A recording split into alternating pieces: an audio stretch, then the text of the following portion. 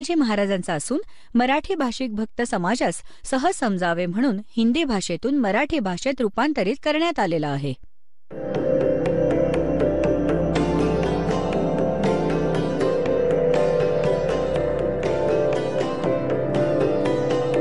और ज्ञान सब ज्ञान डी कबीर ज्ञान सो ज्ञान और जैसे घोड़ा तोब का करता चले मैदान.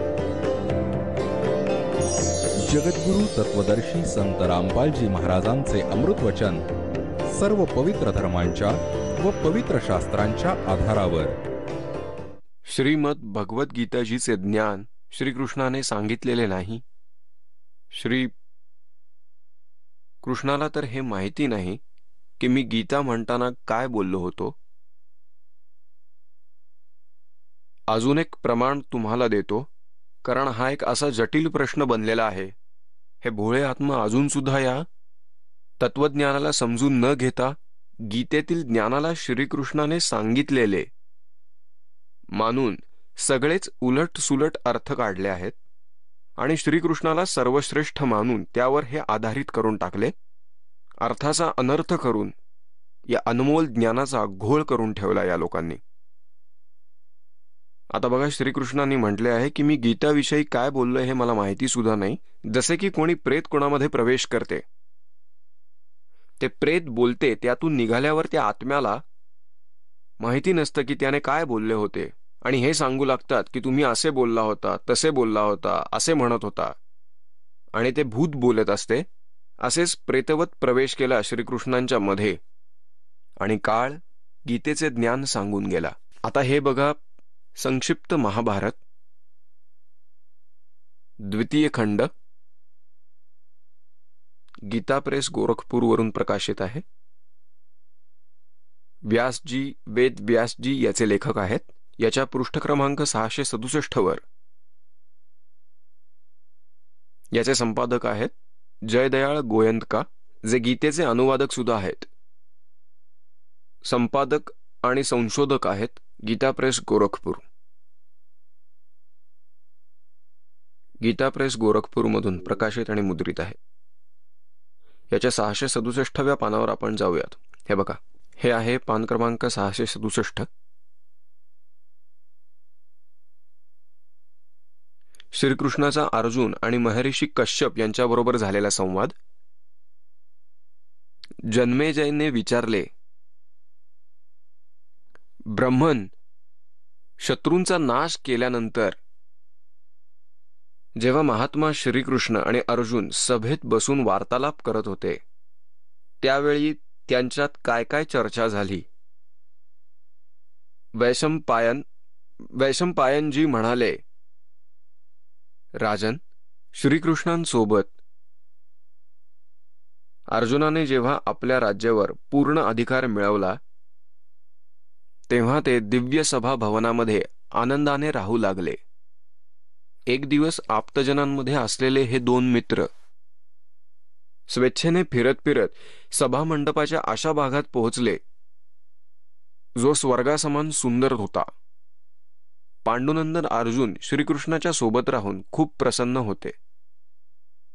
त्यांनी एकदा त्या सुंदर सभा मंडपाकडे दृष्टी टाकून भगवंताला हे म्हटले, देवकी नंदन, जेव्हा युद्धाची वेळ आली होती त्यावेळी मला आपल्या महात्म्याचे ज्ञान आणि ईश्वरीय स्वरूपाचे दर्शन झाले होते. परंतु केशव, तुम्ही मला प्रेमाने पहिले मला जो ज्ञानाचा उपदेश दिला होता, तो आता या बुद्धीच्या दोषाने मी पूर्णतः विसरून गेलेलो आहे. म्हणजे जे गीता ज्ञान सांगितले होते युद्धाच्या दरम्यान, आता मी विसरून गेलो. अर्जुन म्हणत आहे, त्या विषयांना परत ऐकण्याची माझ्या मनात सारखी सारखी उत्कंठा उत्पन्न होत आहे. ते गीतेचे ज्ञान मला परत ऐकवा, मला ते ऐकायचे आहे. तुम्ही तर लवकरच द्वारकेला परत जाणार आहात, तर पुन्हा एकदा मला ते सारे विषय परत ऐकवा. पुण्यात्मांनो, अर्जुन भगवान श्रीकृष्णाला सांगत आहेत की भगवंत, जे गीतेचे ज्ञान तुम्ही युद्धाच्या वेळी मला दिले होते त्याला मी विसरून गेलेलो आहे आणि तेच ज्ञान मला परत द्या. माझी ऐकण्याची फार प्रबळ इच्छा आहे. आता श्रीकृष्ण काय म्हणतात ते बघूयात. इथे तुम्ही तर लवकरच द्वारकेला परत जाणार आहात, तर पुन्हा एकदा मला ते सारे विषय ऐकवा, अर्जुन म्हणाला. वैशंपायनजी म्हणाले, वैशंपायनजी म्हणत आहेत की अर्जुनाच्या या म्हणण्यावर सर्व वक्त्यांमध्ये श्रेष्ठ महातेजस्वी भगवान श्रीकृष्णाने अर्जुनाला मिठी मारून असे उत्तर दिले. श्रीकृष्ण म्हणाले, अर्जुना, त्यावेळी मी तुला अतिशय गोपनीय विषय ऐकवला होता. आपल्या स्वरूपभूत धर्माचा, सनातन पुरुषोत्तम तत्वाचा परिचय दिला होता आणि नित्य लोकांचे वर्णन सुद्धा केले होते. पण तू तुझ्या असमंजसपणामुळे त्या उपदेशाला आठवणीत ठेवलं नाहीस. हे समजल्यानंतर मला खूप दुःख झालेलं आहे. आता त्या गोष्टींचं पूर्णतः स्मरण होणे कठीण आहे असे वाटते. पांडुनंदन, खरोखरच तू खूप श्रद्धाहीन आहेस. तुझी बुद्धी चांगली नाही असं दिसतंय. आता त्या उपदेशांची जशीच्या तशी उजळणी करणे माझ्यासाठी कठीण आहे, कारण त्यावेळी योगयुक्त होऊन मी त्या परमात्म्या तत्वाचे वर्णन केले होते. पुण्यात्मांनो, आता तर श्रीकृष्णजी अर्जुनावर रागवत आहेत, धमकी देत आहेत की तू खूप श्रद्धाहीन आहेस, तुझी बुद्धी चांगली नाहीये, तू गीतेमधील ज्ञानाला लक्षात का नाही ठेवलंस. आणि आता स्वतः म्हणतायत, आता तर ते मला ज्ञान पूर्ण नाही सांगता येऊ शकत. हे काय बोलणे झाले. यावरून सिद्ध होते की श्रीकृष्णजींना गीतेतील क ख ग माहिती नव्हते. पुण्यात्मांनो, आता हा दास ज्या विषयावर सत्संग करत आहे आणि तुम्ही तो ऐकत आहात, आणि जो पहिल्यांदा हे ज्ञान ऐकणार त्याला फक्त मुश्किलीने 20% लक्षात राहील. आणि मी वक्ता आहे, पूर्ण शुद्धीत बोलत आहे. मला कधीही विचारा, लगेचच मी सांगेन, कारण मी पूर्णतः शुद्धीत बोलत आहे. मग तुम्ही मला म्हणाल ते मागे सांगितलेले परत सांगा, आणि मी तुम्हाला म्हणेन की तुम्ही लक्षात का नाही ठेवलं, आता मला आठवत नाही. यावरून असे सिद्ध होते की मी बोललोच नाही. कोणीतरी भूत माझ्या अंगात येऊन बोलून गेलं, तेव्हाच मी अशा गोष्टी बोलू शकतो. तर असेच श्रीकृष्णांच्या वाणीतून काळ बोलत होता.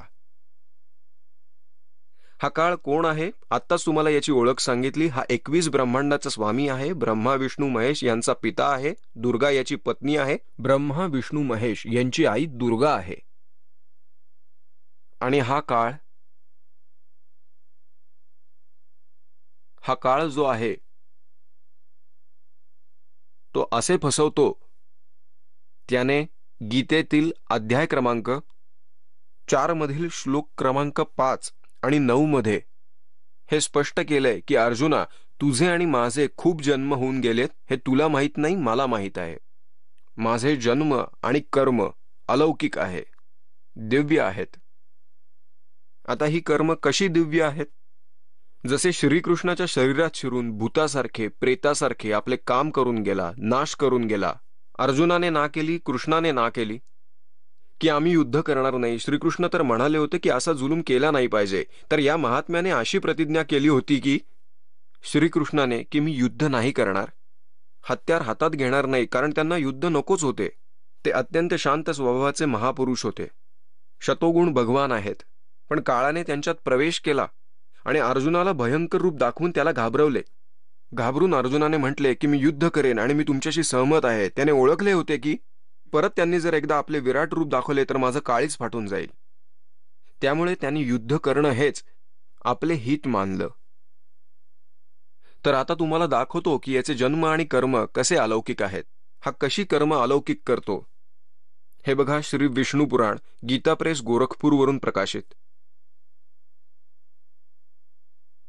याचे संपादक कोण आहेत? अनुवादक आहेत श्री मुनीलाल गुप्त आणि प्रकाशक गीता प्रेस, गोरखपूर. आणि मुद्रक देखील हेच आहेत आणि प्रकाशकही हेच आहेत. आता बघूयात यातील पान क्रमांक 233 वर हा चतुर्थ अंश, अध्याय क्रमांक 2, पृष्ठ क्रमांक 233 वर. इथे खाली पहा.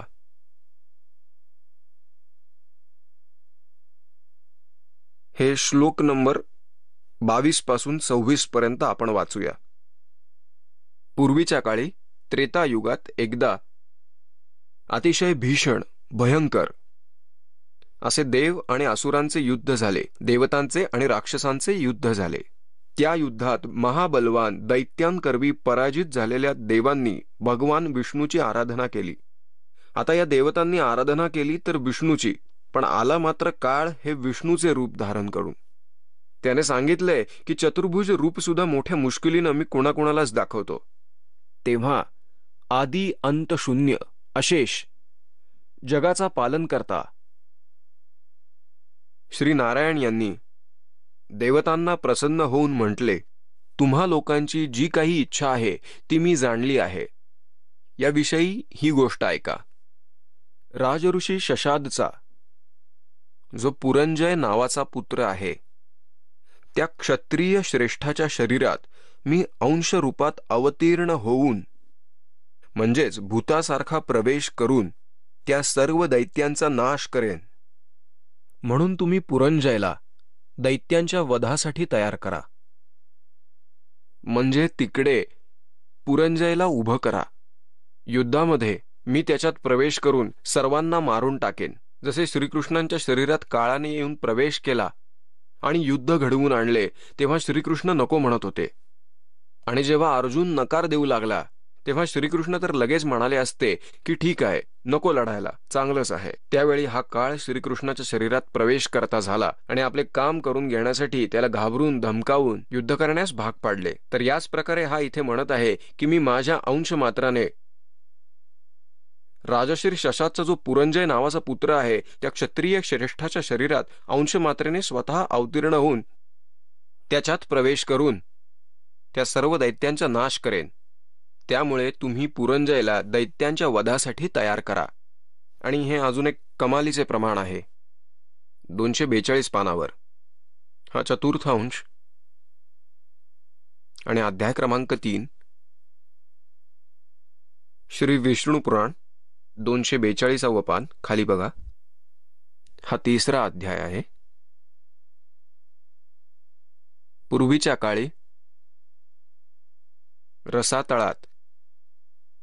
काळी रसातळात मौनेय नावाचे 6 कोटी गंधर्व राहत होते. त्यांनी समस्त नागकुळाची प्रमुख रत्ने आणि अधिकार हिसकावून घेतले होते.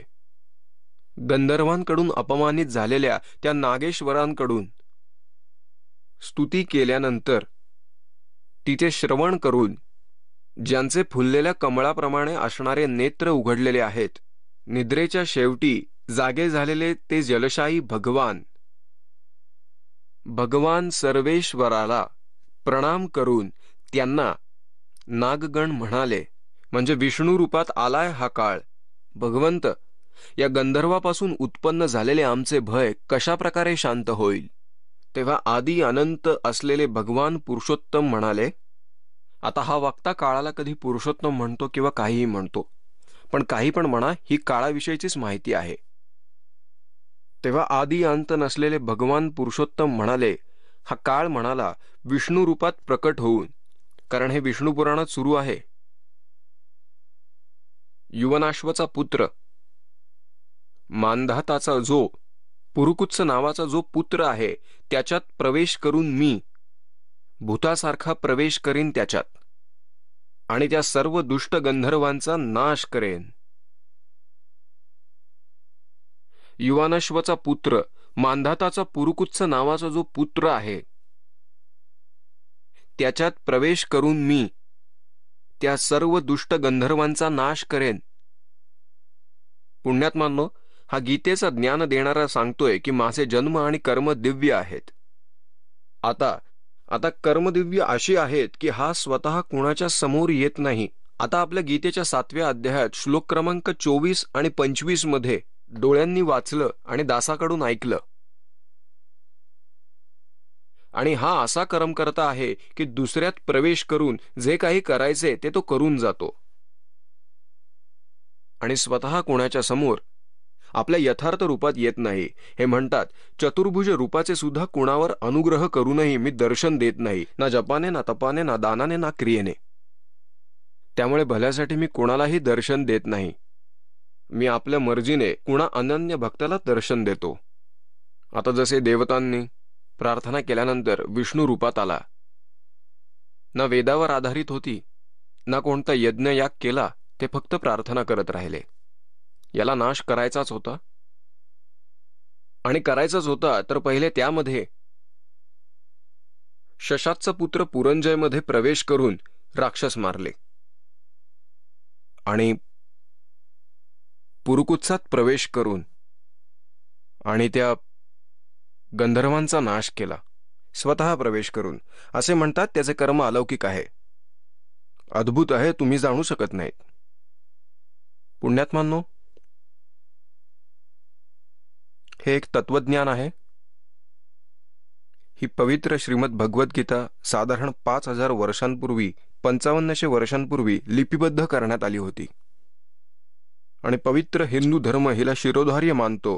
हे एक उत्तम शास्त्र आहे, पण याच्यात वास्तविकता काय आहे हे आपण जाणत नव्हतो, ओळखत नव्हतो.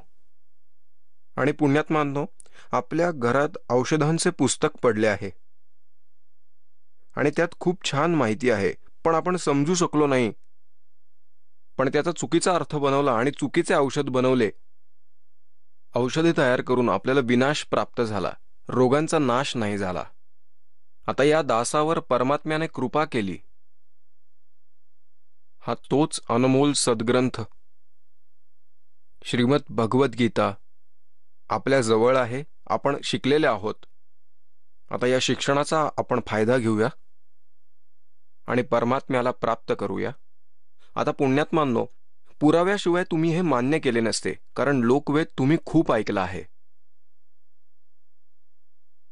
आणि त्या लोकवेदामध्ये जे अज्ञान होते, अपूर्ण ज्ञान होते, त्याला बाजूला करण्यासाठी, त्याचा नाश करण्यासाठी हे तत्वज्ञान तुम्हाला ऐकवावे लागत आहे आणि यासोबत पुरावे प्रस्तुत करावे लागत आहेत.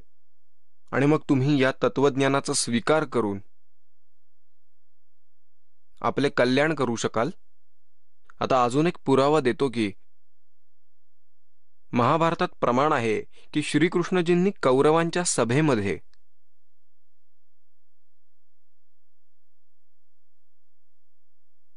आपले विराट रूप दाखवले होते. आता यावरून सुद्धा आपल्याला प्रमाणित होईल. हे बघा, संक्षिप्त महाभारत प्रथम खंड, गीता प्रेस गोरखपूर वरून प्रकाशित आहे.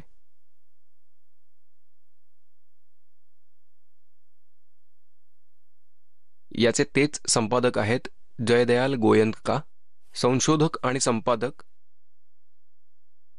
आणि गीता प्रेस गोरखपूर वरून प्रकाशित आहे. हे बघा, गीता प्रेस गोरखपूर वरून प्रकाशित आहे आणि मुद्रित आहेत. याचा पृष्ठ क्रमांक 500.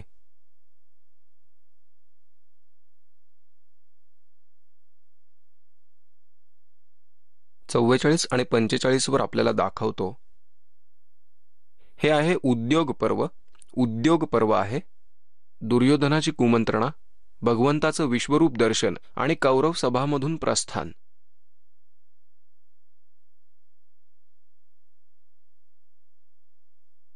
या 543 पृष्ठापासून सुरुवात करूयात. दुर्योधनाची कुमंत्रणा, भगवंताचं विश्वरूप दर्शन म्हणजे विराट रूप दाखवणे आणि कौरव सभेमधून प्रस्थान. ठीक आहे, आपण आपल्या कामाच्या गोष्टी वाचूयात. अजून जास्त वाचायचं असेल तर आपल्या घरी ग्रंथ असल्यास वाचा. आता पान क्रमांक 544 वरती. याच्यानंतर विदुरजी म्हणाले, दुर्योधन, तू माझं म्हणणं ऐक. हे बघ, श्रीकृष्णाला कैद करण्याचा विचार नरकासुराने सुद्धा केला होता, परंतु सगळ्या दानवांसोबत मिळून सुद्धा तो असं करू शकला नाही. तरी सुद्धा तू स्वतःच्या बळावर त्याला पकडण्याचं साहस कसं करू शकतो? विदुरजींचं वक्तव्य संपल्यानंतर भगवान श्रीकृष्णाने म्हटले, दुर्योधन, तुझे अज्ञानपणाने मला समजतो की मी एकटा आहे आणि मला डांबून कैद करू इच्छितो. तर हे लक्षात ठेव, समस्त पांडव आणि वृष्णी तथा अंधकवंशीय यादव पण इथे आहेत. ते नव्हे तर आदित्य, रुद्र, वसु आणि समस्त महर्षीगण सुद्धा इथे उपस्थित आहेत. असं म्हणून शत्रुदमन श्रीकृष्णाने अट्टहास केला. तेव्हा लगेचच त्यांच्या सर्व शरीरामधून विजेसमान तेजोमय कांतीवाले शरीरधारी सर्व देवता दिसू लागले. त्यांच्या ललाट देशामध्ये ब्रह्मा, वक्षस्थळामध्ये रुद्र, भुजांमध्ये लोकपाल आणि मुखामध्ये अग्निदेव होते. आदित्य, साध्य, वसु, अश्विनी कुमार इत्यादी इत्यादी हे सर्व त्यांच्या शरीरापासून अभिन्न जाणवत होते. श्रीकृष्णाच्या या भयंकर रूपाला बघून सर्व राजांनी भयभीत होऊन आपले डोळे बंद केले.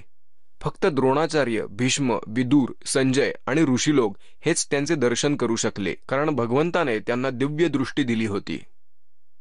पुण्यात्मांनो, आत्तापर्यंत तुम्ही ज्यांच्याशीही बोलला असाल त्यांना विचारलं की गीताजीचे ज्ञान कोणी दिले, ते लगेच म्हणतात, त्वरित म्हणतात, श्रीकृष्णाने दिले. याच्यात काही शंकाच नाही. हे पूर्णतः अज्ञानी आहेत, यांना कुठल्याही गोष्टीची काहीच माहिती नाही. आता गीताजी अध्याय क्रमांक 11 मध्ये 47 आणि 48व्या श्लोकामध्ये जर श्रीकृष्णाची गीता म्हणत होते, हा शब्द बोलले नसते की अर्जुन, हे माझं वास्तविक विराट रूप आजच्या अगोदर तुझ्या व्यतिरिक्त दुसऱ्या कोणीही पाहिले नव्हते. यापुढे कोणत्याही यज्ञातून, तपातून, जपातून, दानामधून, धर्मामधून, क्रियेमधून हे बघितलेच जाऊ शकत नाही, ना कोणत्या वेदो वर्णित विधींमधून सुद्धा बघू शकत नाहीत. साक्षात गीताजींचे ज्ञान नाही सांगितले श्रीकृष्ण भगवानांनी, हे तर काळाने सांगितलं. आता पुण्यात्मांनो, आतापर्यंत श्रीकृष्णजींना हे भोळे श्रद्धाळू आणि त्यांचे गुरु काय सांगतात की हे अखिल ब्रह्मांडाचे नायक आहेत, म्हणजेच सगळ्या ब्रह्मांडाचा स्वामी आहे. यांच्या ज्ञानाला कुठलाच आधार नाही. एकीकडे म्हणतात की अखिल ब्रह्मांडाचा स्वामी, जगद्गुरु, परमेश्वर, सगळ्यांचा स्वामी, पूर्ण अवतार.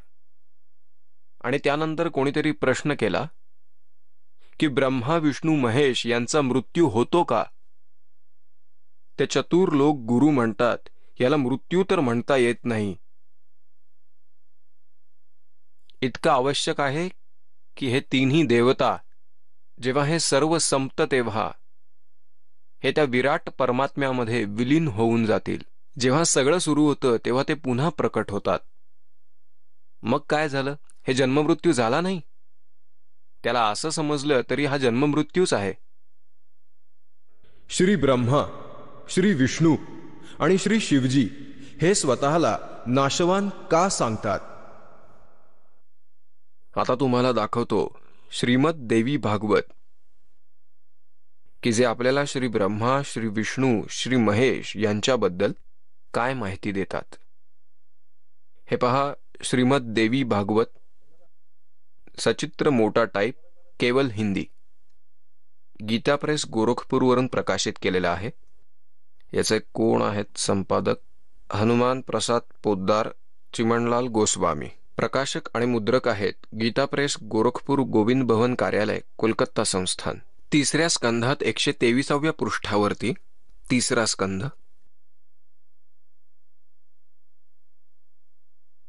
भगवान विष्णूजी आपली माता दुर्गाची स्तुती करत आहेत. काय म्हणतात ते? तू शुद्ध स्वरूपा आहेस. या सर्व विश्वाचे अस्तित्व तुझ्यामुळेच शक्य आहे. मी ब्रह्मा आणि शंकर, भगवान विष्णू सांगत आहेत, आम्ही सर्व तुझ्याच कृपेमुळे विद्यमान आहोत. आमचा आविर्भाव म्हणजे जन्म, तिरोभाव म्हणजे मृत्यू.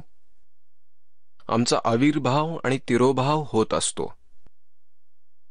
केवळ तूच नित्य आहेस, जगज्जननी आहेस. प्रकृती आणि सनातनी देवी आहेस. हा प्रकृती शब्द लक्षात ठेवा. दुर्गाला प्रकृती पण म्हणतात. आपल्या गीतेमध्ये सुद्धा कामाला येईल. 14व्या अध्यायाच्या 3, 4, 5 श्लोकामध्ये, कारण हा कोडवड आहे गीतेमध्ये, प्रकृती दुर्गेला म्हणतात. यावरून हे स्पष्ट होते की ब्रह्मा, विष्णू आणि महेश यांचा जन्म आणि मृत्यू होतो. भगवान शंकर म्हणाले की हे देवी, जर महाभाग विष्णू तुमच्यापासून प्रकट झाले आहेत, तर त्यांच्या नंतर प्रकट झालेले ब्रह्मा हे तुमचेच बालक आहेत. तर मी तमोगुणी लीला करणारा शंकर तुमची संतान नाही का? अर्थात मला उत्पन्न करणारी पण तूच आहेस. हे शिवे, संपूर्ण संसाराची सृष्टी करण्यात तू खूप चतुर आहेस. या संसाराची प्रकृती, स्थिती आणि लय करण्यासाठी तुझे गुण सर्वदा समर्थ आहेत. या तीनही गुणांनी उत्पन्न आम्ही, रजगुण ब्रह्माजी, सद्गुण विष्णू आणि तमोगुण शंकर, या तीनही गुणांनी उत्पन्न आम्ही ब्रह्मा, विष्णू आणि शंकर नियमानुसार सर्व कार्यात तत्पर असतो. पुण्यात्मांनो, या पवित्र देवी पुराणात या काही वाक्यांमध्ये स्पष्ट केलं आहे की हे श्री ब्रह्मा, विष्णू, महेश हे नाशवान आहेत. यांचा जन्म आणि मृत्यू होतो. दुर्गा यांची माता आहे. आणि रजगुण ब्रह्मा, सतगुण विष्णू आणि तमगुण शंकर आहेत.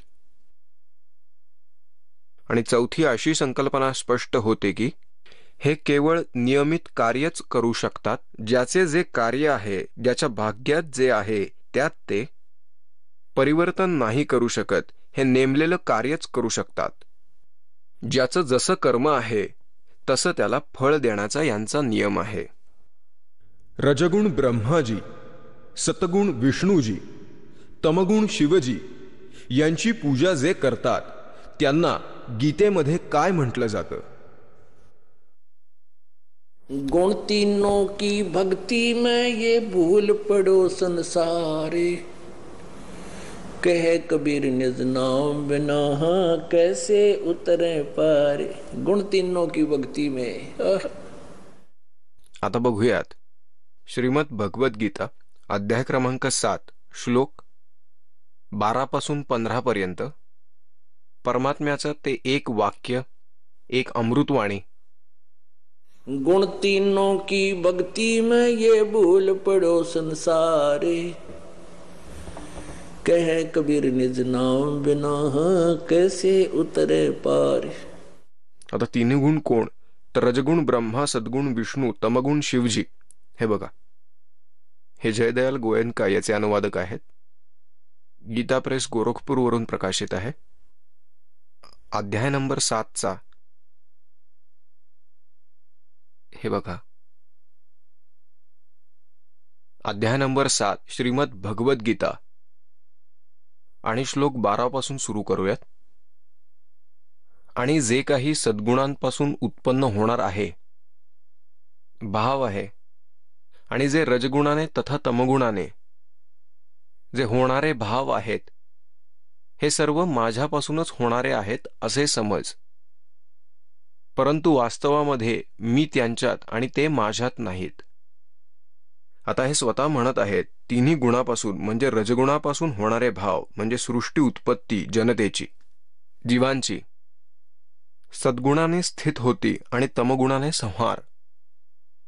ब्रह्मा, विष्णू, महेशमुळे जे काही होते त्याचे मुख्य कारण मी आहे असे काळ म्हणतो.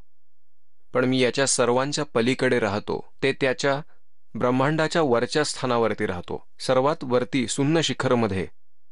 आता म्हणतात काल निरंजन सुन ठिकाणा और ब्रह्मा विष्णू शिव भेद नहीं जाना. आता तुम्हाला ही संकल्पना स्पष्ट करतो.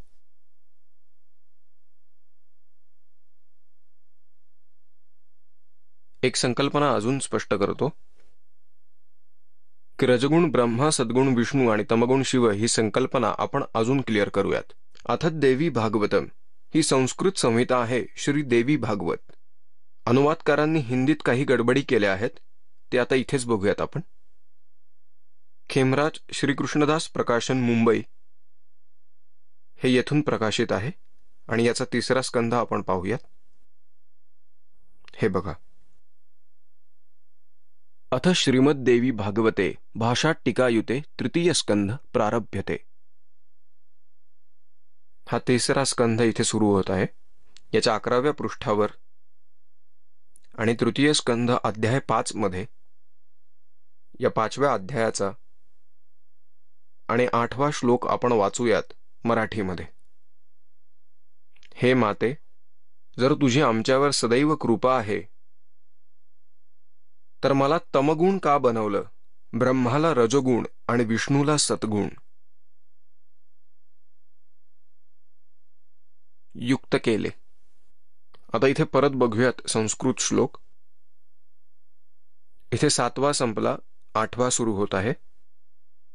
यदि दयार्द्रमना न सदाम बिके कथमहम विहितश्च.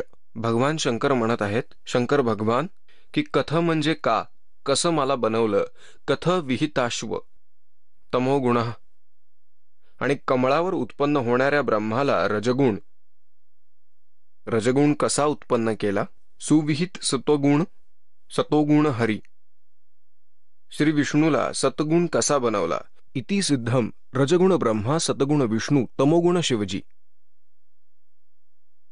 यावरून असं सिद्ध होतं रजगुण ब्रह्मा सतगुण विष्णू तमोगुण शिवजी आहेत. आणि 7व्या स्कंधात जेव्हा देवी म्हणते, प्रथम स्कंधात विष्णू स्वतः म्हणत आहेत की ब्रह्मामध्ये रजगुणाचा, राजसी शक्तीचा संचार झालेला आहे, आणि विष्णू म्हणतात माझ्यात सात्विकतेचा, आणि शंकरामध्ये तमगुणाचा, म्हणजेच रजगुण ब्रह्मा सतगुण विष्णू तमगुण शिवजी ही संकल्पना स्पष्ट होते. आता श्रीमद भगवद्गीतेला नीट समजूयात असं परमात्मा सांगतात. आणि परमेश्वर म्हटले की गुण तीनों की भक्ति में ये भूल पड़ो संसारे, कह कबीर निज नाम बिना ये कैसे उतरे पारे. या तिन्ही गुणांचं रजगुण ब्रह्मा सद्गुण विष्णू आणि तमगुण शिव यांच्या भक्तीमध्ये भ्रमित झालेला आहे संसार.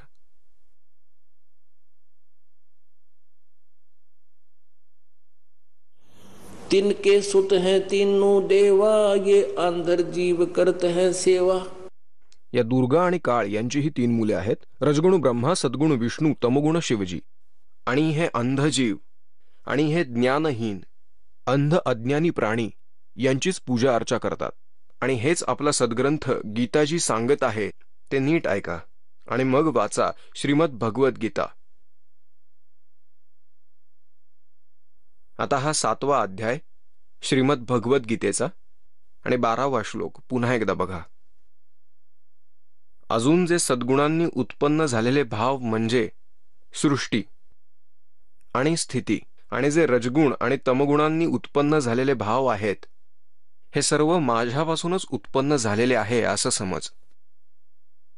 म्हणजे मीच निमित्त आहे, कारण याला शाप लागलेला आहे 1,00,000 जीव नित्य आहार करण्याचा, मनुष्यधारी नित्य आहार करण्याचा, आणि त्या कारणामुळे तो आपल्या 3ही पुत्रांकडून आहार तयार करून घेतो. परंतु मी त्यांच्यात आणि ते माझ्यात नाहीयेत. जो काळ यांच्यापासून वेगळा राहतो, वरच्या ब्रह्मांडात, वरच्या स्थानावर, सुन्न शिखरावरती, शेंड्यावर. आता या 13व्या श्लोकात काय म्हटलंय, गुणांच्या कार्यरूप सात्विक, राजस आणि तामस या 3ही प्रकारांच्या भावांमुळे सगळा संसार, प्राणी समुदाय मोहित झालेला आहे. या 3ही गुणांच्या पलीकडे रजगुण ब्रह्मा सद्गुण विष्णू तमगुण शिवजी यांच्या पलीकडे मला अविनाशाला कोणी जाणत नाहीत. तर काळ इथे म्हणतोय ब्रह्मा विष्णू महेश यांच्यापर्यंत यांची बुद्धी बंद होते, याच्या पुढे ते मला जाणत नाहीत. आता 14 आणि 15 वरती कमालच केलीये. 7व्या अध्यायातला हा 14वा श्लोक आहे. कारण हे आहे की अलौकिक अर्थात अति अद्भुत त्रिगुणमयी ही माझीच माया आहे, तर रजगुण ब्रह्मा सद्गुण विष्णू आणि तमगुण शिवजी यांनी पसरवलेलं हे जाळं आहे. हे खूप दुस्तर आणि खतरनाक आहे. आणि जो पुरुष निरंतर केवळ माझीच आराधना करतात, ते ब्रह्मा विष्णू महेश यांच्याशिवाय ब्रह्मची आराधना करतात, ते या मायाजालातून सुटून ब्रह्मा विष्णू महेश यांच्यापेक्षाही जास्त लाभ घेऊन संसाररूपी सागरातून तरून जातात. आता याचा अर्थ असा आहे, काळ गीता ज्ञानदाता असं सांगतो आहे की या मायेमध्ये अडकलेला रजगुण ब्रह्मा, सद्गुण विष्णू आणि तमगुण शिव यांच्यापर्यंतच ज्याची बुद्धी सीमित आहे, यांच्या लाभावरच जो आश्रित आहे, त्याचे ज्ञान अर्धवट आहे, तो यांच्याशिवाय इतर कोणाचीच पूजा करत नाही. या त्रिगुणी मायेच्या द्वारे ज्याचे ज्ञान सीमित आहे, ब्रह्मा विष्णू महेश यांच्यापर्यंत ज्याची बुद्धी सीमित आहे, ते असुर स्वभाव धारण करणारे आहेत. मनुष्यामध्ये नीच आणि आसुर म्हणजे राक्षस आहेत. स्वभावाला धारण केलेले मनुष्यामध्ये नीच, दूषित कर्म करणारे मूर्ख लोक आहेत, म्हणजे मूर्ख आहेत. दूषित कर्म म्हणजे वाईट काम करणारे, माझी आराधना करत नाहीत. पुण्यात्मांनो, आता परमात्म्याने 600 वर्षांपूर्वी सांगितले होते, तिनके सुत हैं तीनों देवा, अंदर जीव करत हैं सेवा. हे काळ आणि दुर्गाचे 3 पुत्र आहेत. 3 पुत्र अष्टंगी जाए, ब्रह्मा विष्णु शिव नाम धराए.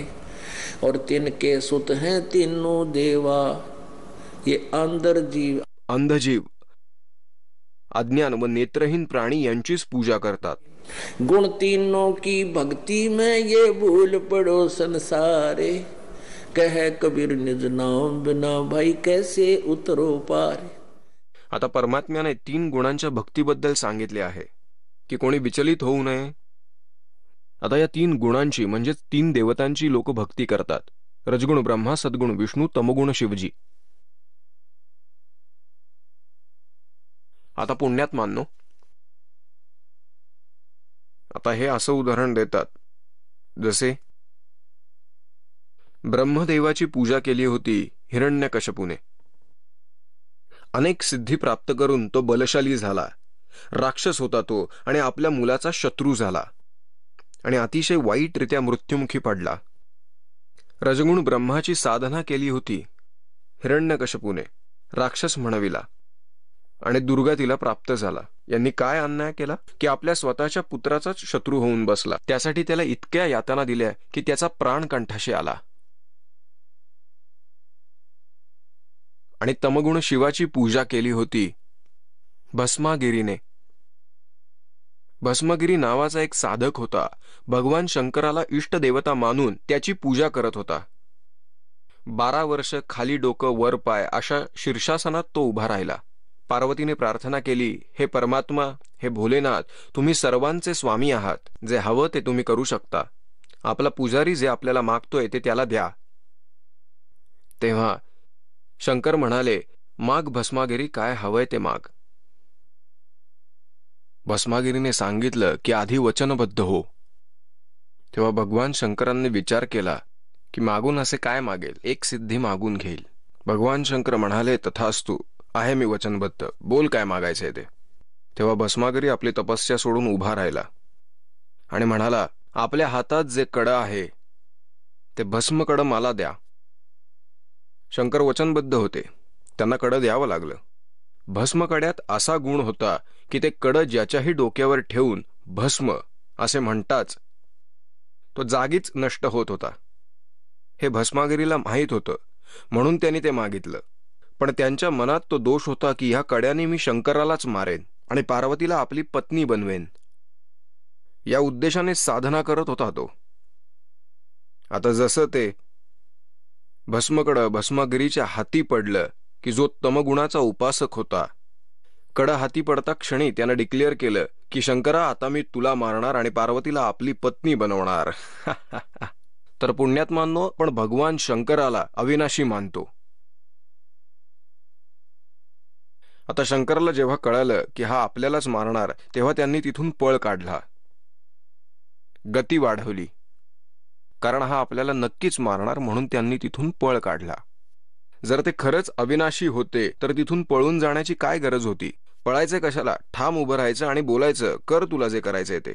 आता हे तर तुम्हाला माहितीच असेल की भगवंतांनी पार्वती रूप धारण केलं. कोणी असंही म्हणतात की विष्णूंनी धारण केलं. पण हळूहळू कन्सेप्ट क्लिअर होईल की ते कोण होते. जे तीनही लोकात प्रवेश करून सगळ्यांचे पालन पोषण करतात, ते पूर्ण परमात्मा होते. आणि शेवटी विष्णू रूप दाखवले, म्हणजेच विष्णू आले होते आणि कामात अडथळा आला. मग परमात्म्याने पार्वती रूप धारण केले आणि ते भस्मागिरीजवळ पोचले, जो शंकराच्या मागे मागे पळत होता. त्याला गंडक नृत्य करवले की शेवटी त्याने आपल्या भस्मकड्याचा हात स्वतःच्या शिरावरती ठेवला आणि भस्म म्हणाला आणि भस्मागिरीचा नाश झाला. नंतर तोच भस्मागिरी भस्मासूर नावाने ओळखत गेला. भस्मासूर, असुर म्हणजे राक्षस. आता तमोगुण उपासक भस्मागिरीने काय कुकर्म केले? आपल्याच देवाच्या पत्नीला, माते समान स्त्रीला स्वतःची पत्नी बनवण्याच्या उद्देशाने कुकर्म केले. त्याला राक्षस म्हणू लागले. असे दुष्कर्म की मातेला पत्नी बनवण्याची चेष्टा केली. राक्षस स्वभाव धारण करून मनुष्यात नीच पातळीवर. सामान्य माणूसही असे कुकर्म करणार नाही जे शंकराच्या साधकाने केले. आणि दूषित कर्म करणारे मूर्ख, या चार यांची उपमा दिली आहे गीताजींना. या तीन गुणांच्या उपासकांना काय तर राक्षस, दूषित कर्म करणारे, राक्षसी वृत्ती धारण केलेले सर्व मनुष्यात नीच पातळीवरचे आणि दूषित कर्म करणारे म्हणजे वाईट कर्म करणारे मूर्ख. आता रावणाने तमगुणधारक शिवाची उपासना केली होती. आपल्याला माहितीच आहे की त्याला काय संज्ञा मिळाली. रावणाला राक्षस म्हणण्यात येतं. पुण्यात्मांनो, एके दिवशी कुंभमेळा भरला होता. हरिद्वारला हरीचं पर्व लागलं होतं. त्यात सगळे गिरी, पुरी, नागा, कानफाडे आणि वैष्णव. वैष्णव म्हणजे विष्णूचे उपासक, सद्गुण विष्णूचे. नागा, कानफाडे हे नाथ. गिरी, पुरी हे सगळे शंकराचे उपासक, तमोगुणी. तिथेच गेले होते स्नान करण्यासाठी. जेव्हा आंघोळीचा टाईम आला, वेळ आली, पर्वाची वेळ झाली, तेव्हा सगळे आपापल्या जथ्यामध्ये निघाले. गिरी वेगळे, पुरी वेगळे, नागा वेगळे, वैष्णव वेगळे हे आपापल्या समुदायात एकत्र आले. तिथून स्नानासाठी निघाले. प्रथम नागा, साधू, तमोगुण उपासक तिथे नदीकाठी पोहोचले, हरिपर्वासाठी पोहोचले. पाठीमागून वैष्णव, श्री सत्गुणाचे उपासक, विष्णूचे उपासक आले. त्यांनी नागपंथी यांना सांगितले की तुम्ही नंतर स्नान करा, आम्ही श्रेष्ठ आहोत, तर सगळ्यात आधी आम्हीच स्नान करू. नागपंथींनी विरोध दर्शवला. ते म्हणाले, आम्ही सर्वश्रेष्ठ आहोत, आम्ही त्यागी आणि वैरागी आहोत, आम्ही शरीरावरती वस्त्र देखील ठेवत नाही, आम्ही निरीच्छ आहोत, आम्ही सर्वश्रेष्ठ आहोत. तेव्हा विष्णूचे उपासक, सद्गुण उपासक म्हणाले, अरे माथे फिरूंनो, तुम्ही कसले सर्वश्रेष्ठ? पशुसारखं निर्वस्त्र हिंडता, शौचाचे हात देखील धूत नाहीत, असे गलिच्छ तुम्ही बाहेर जा, आम्हीच आधी स्नान करणार, आमच्या नंतर तुम्ही स्नान करा. आता नागपंथीय अतिशय उग्र झाले आणि मग काय, लठ्ठालठ्ठी, धक्काबुक्की, मारामारी, जसे काही पशूच तुटून पडलेत एकमेकांवरती. आणि मग तलवारी काढल्या, तीर मारले, कट्यारी काढल्या आणि भोसकल्या. 25,000 त्रिगुण उपासक. अरे रे रे, हे 25,000 तिथे आपापसात भांडून मेले. राक्षस, दूषित कर्म. अरे रे, राक्षस म्हणतात, तीर तुपक तलवार कटारी जमदड़ जोर बधावे हैं, हर पैड़ी हर हेत न जाण्या वाजा तेग चलावे हैं. आता तीर, तलवार, कट्यार, सुरे म्हणजेच कटारी वापरून एकमेकांना भोसकले. हे हरीचं पर्व आहे, पण देवाला घाबरतही नाहीत आणि देवाबद्दल प्रेमही नाही. जर हे देवाचं पर्व आहे तर तिथे एकमेकांना मारून घ्यायची काय आवश्यकता होती? हे पण नकली काम आहे.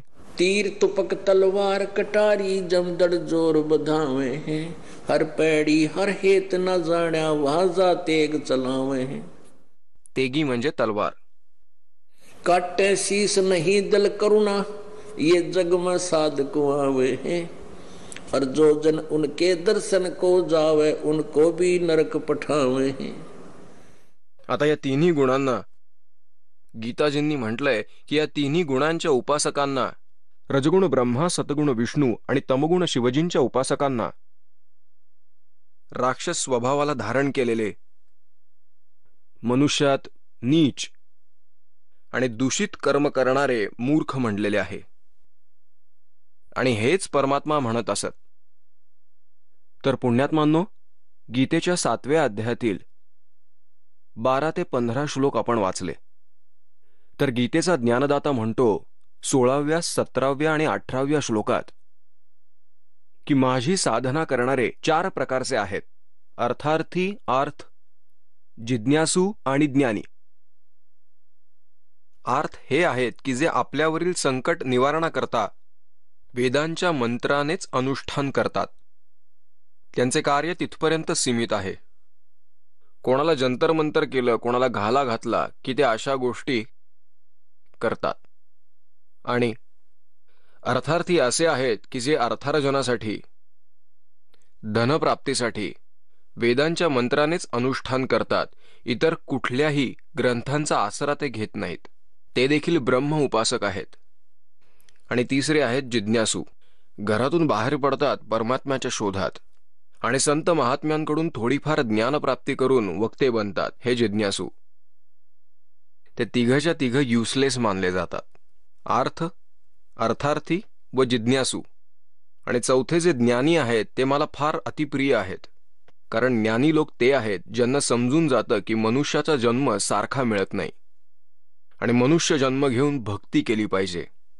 त्यांना हे पण उमगून जातं की केवळ एकाच परमात्म्याची पूजा केली पाहिजे, सर्व देवदेवतांची नाही, अन्य देवतांची नाही, एकाच परमात्म्याची पूजा केली पाहिजे. आता ब्रह्म सांगतो, हा गीतेचे ज्ञान सांगणारा, की ते मला अतिप्रिय आहेत, त्यांना मी प्रिय आहे. परंतु त्यांना संपूर्ण ज्ञानप्राप्ती न झाल्यामुळे, तत्वदर्शी संत न मिळाल्यामुळे ते आपणहूनच निष्कर्ष काढतात. जसं आपण आता देवीबद्दल ऐकलं, ब्रह्मज्ञानाबद्दल ऐकलं, नारद आणि व्यासजींबद्दल ऐकलं, विष्णूचं ऐकलं. ते आपणहून असा निष्कर्ष काढतात की ते महिमा तर गातात परम अक्षर ब्रह्मची आणि नाम जप करतात सुप्रीम पॉवर समजून ब्रह्मची, ओमची. आता इथे तर काळ असं सांगतो की हे ज्ञानी आत्मा आहेत, नेक आत्मा आहेत, जे चौथ्या प्रकारात मोडतात. पण हे माझ्या अनुत्तम म्हणजेच अश्रेष्ठ साधनेत अडकून राहतात. यांना तत्वदर्शी संत मिळाले नाहीत. आता पुण्यात्मांनो, उत्तम म्हणजे काय असतं? श्रेष्ठ. तुम्ही चौथीतल्या बालकाला सुद्धा विचारा की उत्तम म्हणजे काय असतं? श्रेष्ठ. आणि अनुत्तम जे श्रेष्ठ नाहीये, व्यर्थ, वाईट. आता गीता अनुवादकर्त्यांनी काय करून ठेवलंय ते बघूयात. 7वा अध्याय. आता आपण 15 पर्यंत वाचलं. 16व्यात आहे की हे भरतवंशीयांमध्ये श्रेष्ठ अर्जुना, उत्तम कर्म करणारे अर्थार्थी आणि जिज्ञासू आणि ज्ञानी असे 4 प्रकारचे भक्त मला पूजतात. ही ब्रह्मसाधना हे करतात.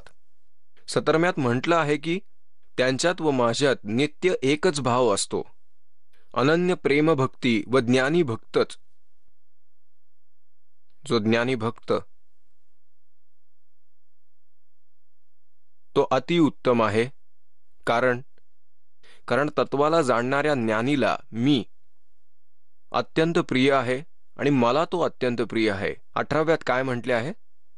उदारा सर्वे एवं एते ज्ञानी तू आत्मा, ज्ञानी आत्मा एवं मे मतम. माझ्या विचारामध्ये हे सर्व ज्ञानी आत्मा आहेत. उद्दार चांगले आत्मे आहेत. आस्थित सही युक्तात्मा माझ्यातच लीन आत्मा आहे. माझ्यावरच आश्रित आहेत. माम एवं अनुत्तमाम गतिम माझ्या अश्रेष्ठ साधनेतच अडकून आहेत. कारण त्यांना हे आहेत तर उद्दार पण माझ्या अश्रेष्ठ गतीमध्ये अडकून पडतात. माझ्यासारख्या अश्रेष्ठ गतीमध्येच हे आश्रित आहेत. हे सर्व उद्दार आहेत. हे थोडंसं त्यांनी फिरवून सांगितलंय. हे सर्व उद्दार आहेत, परंतु ज्ञानी तर माझे साक्षात स्वरूप आहेत. याच्यात स्पष्ट लिहिलेलं आहे की सर्वे एवं एते ज्ञानी तू आत्मा एवमें मतम, हे सर्व ज्ञानी आत्मा सगळे आहेत तर उद्धार, पण हे माझं मत आहे, हे सर्व आश्रित आहेत. माम म्हणजे माझे वाली, युक्त युक्तात्मा लीन आहेत, माझे वाली आहेत, माझ्यावर आश्रित आहेत आणि माझी गती अश्रेष्ठ आहे.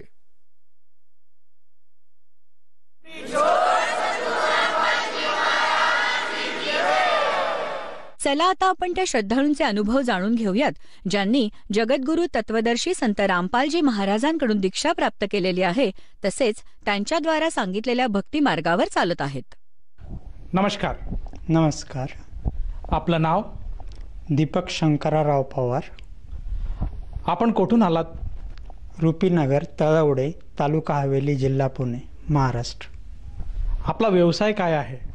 टेलरिंग व्यवसाय. संत रामपालजी महाराजांची गुरुदीक्षा आपण कधी घेतली? 2020 सालात. संत रामपालजी महाराजांची गुरुदीक्षा घेण्या अगोदर आपण व आपला परिवार कोणती भक्ती साधना करत होतात? आनंद संप्रदायाची दीक्षा घेतलेली होती. तरीही तिथे मला वेगवेगळे अनुभव यायचे. त्यानंतर परमेश्वर एक आहे, तर तो परमेश्वर एक कोणता आहे म्हणून त्यानंतर मी सिद्ध मार्गाची गोरक्षनाथांची दीक्षा घेतली. तिथंही माझं समाधान झालं नाही. त्याच पिरियडमध्ये मला बाहेरच्या भूतबाधेचा त्रास होता. सगळ्या प्रकारे मी प्रयत्न करून बघितलेत, परंतु मला समाधान लागत नव्हतं. सर, जसं तुम्ही सांगत आहात की आपण पूर्वीची जी काही भक्तिविधी करत होतात त्यातनं आपल्याला कुठल्याही प्रकारचं समाधान लाभत नव्हतं किंवा आपल्याला कुठल्या प्रकारचा बोध होत नव्हता की हीच खरी भक्ती आहे किंवा हेच अखेरचा मार्ग आहे, हे आपल्याला असं भासत नव्हतं. तर मला असं विचारायचं आहे की संत रामपालजी महाराजांचा जो काही मार्ग आहे तो आपल्याला कसा कळाला आणि आपण त्यांच्या शरणात कसे आलात? मी फेसबुकवर एक दिवशी एक मेसेज बघितला. त्याच्यामध्ये लिहिलं होतं की जर संपूर्ण ज्ञान ब्रह्मा विष्णू महेश यांची उत्पत्ती कशी झाली, सृष्टी निर्माण कशी झाली, याच्या ज्ञानासाठी तुम्ही मोफत पुस्तक मागवू शकता. या नंबरवर तुम्ही आपला पूर्ण पत्ता, मोबाईल नंबर कॉमेंटमध्ये द्या. मी पूर्ण पत्ता दिल्यानंतर मला संत रामपालजी यांचे एक अनुयायी यांनी 10 दिवसातच पुस्तक मला घरपोच केले. ते पुस्तक ज्ञानगंगा हे जे होतं ते मी 2 दिवसात पूर्ण वाचले आणि मला असं वाटायला लागलं की मी जो शोध घेत होतो तो जवळजवळ आता संपण्याच्या मार्गावर आलेला आहे. मग दीक्षा तर घ्यावी असं वाटत होतं, परंतु दीक्षा घ्यायची कशी हे मला कळत नव्हतं. म्हणून मी अजून अभ्यास करण्याचा प्रयत्न केला. त्या पुस्तकाच्या माध्यमातून मी इंटरनेटवर rampalji.organization याच्यावर गेलो, तर जगण्याचा मार्ग ह्या पुस्तकाचा PDF डाउनलोड केला. तर याच्यामध्ये ज्यांचे अनुभव आलेले होते त्या अनुयायांना मी कॉल केला आणि त्यांनी मला सांगितलं की तुम्ही या नंबरवर कॉल करा आणि तुमच्या शेजारचं नामदान सेंटरवर तुम्हाला दीक्षा दिली जाईल म्हणून. तर मला हा कॉल आल्यानंतर 2च दिवसांनी ज्या अनुयायांनी पुस्तक दिलं होतं त्यांनी मला फोन केला आणि विचारलं की तुम्हाला नामदान घ्यायचं आहे का. तर मी क्षणाचाही विलंब न करता त्यांना सांगितलं की मला नामदान घ्यायचं आहे.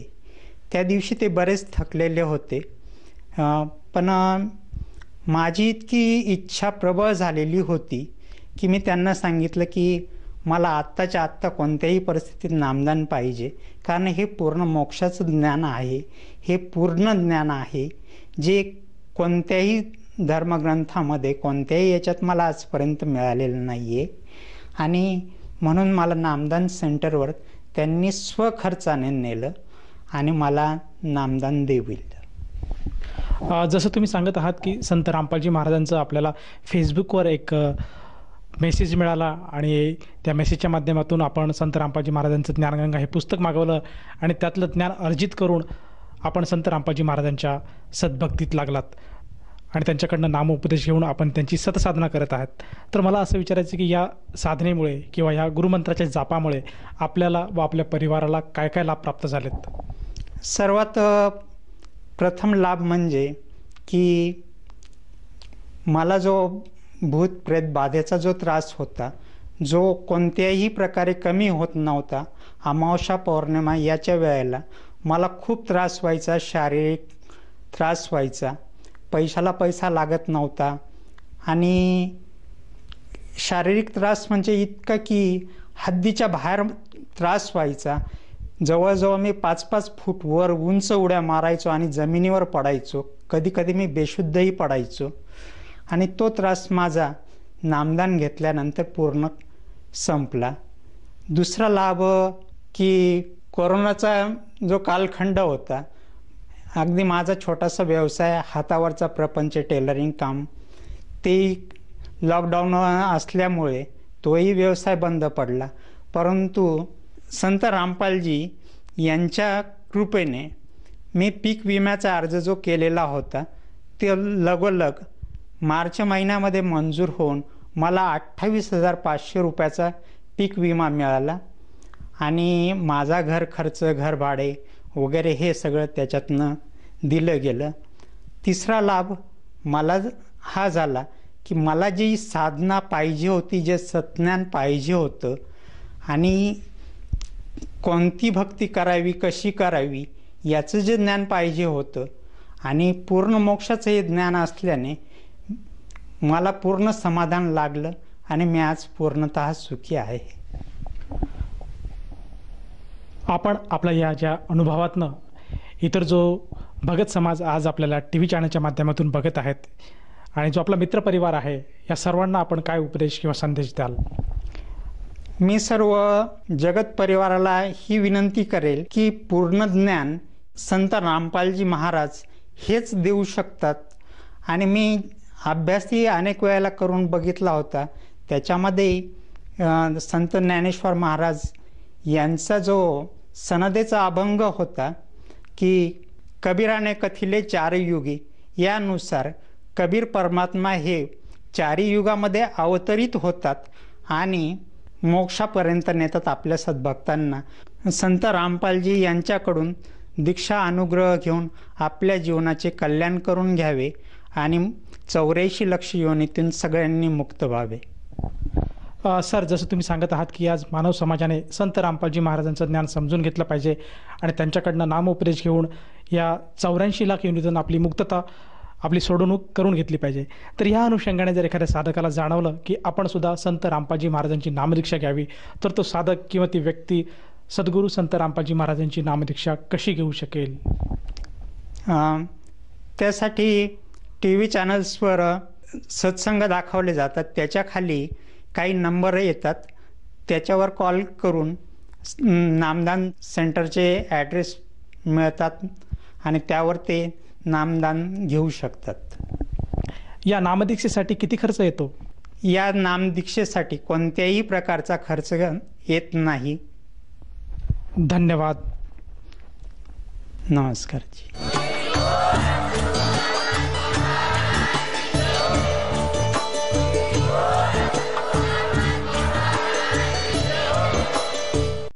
आपण ऐकत होता जगद्गुरु तत्वदर्शी संत रामपालजी महाराजांचे मंगल प्रवचन. निःशुल्क नामदीक्षा प्राप्त करण्यासाठी आणि अधिक माहितीसाठी संपर्क करा 7030303951 7030303952. आमची वेबसाईट आहे www.jagadgururampalji.org. सर्व पवित्र धर्मांच्या व पवित्र शास्त्रांवर आधारित प्रमाणित अनमोल पुस्तक ज्ञानगंगा किंवा जगण्याचा मार्ग यापैकी कोणतेही एक पुस्तक निःशुल्क मागवण्यासाठी आम्हाला आपले पूर्ण नाव, पूर्ण पत्ता, पिनकोड सहित आणि फोन नंबर लिहून 7030303951 7030303952 नंबरवर SMS करू शकता किंवा आम्हाला 70303039